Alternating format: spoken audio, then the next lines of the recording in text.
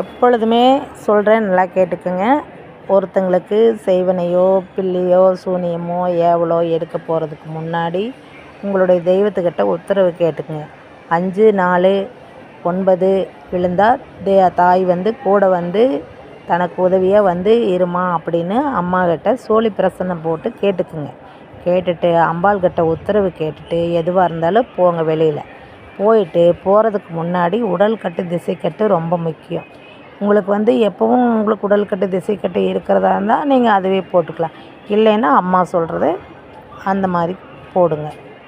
அறிவோம் நமோ பகவதே சர்வதோஷம் சர்வபாவம் சர்வபீடை சர்வபிணி சர்வசத்ரு நசி நசி மசி மசி என்று 11 தடவை சொல்லி திருநூறை சுற்றி வர போட்டு நெத்தியிலிடுங்க. 2வது, என் தேகத்தில் பஞ்சாட்சரமூர்த்தி காவல், என் கைகளில் மகேஸ்வரி காவல், என் நவத்வாரங்களிலும் நவ கிரகங்களிலும் ஓம் என்ற பிரணவ மந்திரம் காவல்.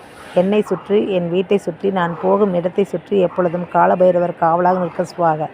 அரண் மேலான என் குரு மேலான என் குரு ஸ்ரீ சுந்தர மகாலிங்க மேலான திருச்சிற்றம்பலம் என்று சொல்லி 11 தடவை மந்திரத்தை சொல்லி உங்களுக்கு திசை கட்டு உடல் கட்டு போட்டுட்டு அதுக்கப்புறம் கணபதி வேண்டிட்டு அதுக்கப்புறம் குலதெய்வத்தை வேண்டிட்டு ஒரு அஷ்டகர்மம் செய்கிறதுக்காக வெளியில் கிளம்புங்க.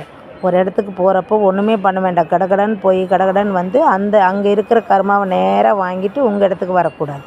இது ரொம்ப முக்கியமான விஷயம். இதை செஞ்சுட்டு தான் நீங்கள் மந்திரங்களை சொல்லணும்.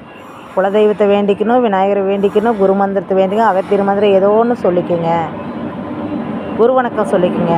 எதுவாக இருந்தாலும் சொல்லிவிட்டு அதுக்கப்புறம் நீங்கள் வீட்டிலையே ஒரு தாயத்தை ரெடி பண்ணிக்கோங்க.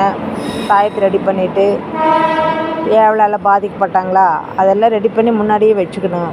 அவங்க கூப்பிட்டோன்னே டக்கு டக்கு டக்கு டக்குன்னு வேலையை முடிச்சு கொடுக்குற மாதிரி நீங்கள் பண்ணிக்கணும். உங்களுக்கு முதல்ல பாதுகாப்பு போட்டு தான் அடுத்தவங்களுக்கு போய் நீங்கள் செய்யணும். நீங்கள் எதுவுமே பண்ணாமல் நீங்கள் போய் ஐயோ அவங்க கூப்பிட்டாங்க, அவங்க உடம்பு முடியல கூப்பிட்டாங்க, நம்ம போய் இதை போய் பண்ணி கொடுக்கணும் அப்படின்னு அவசரப்பட்டு நீங்கள் உங்களுக்கு நீங்கள் திசைக்கட்டு உடல் கட்டு ஸ்ட்ராங்காக போட்டுட்டு தான் நீங்கள் போகணும்.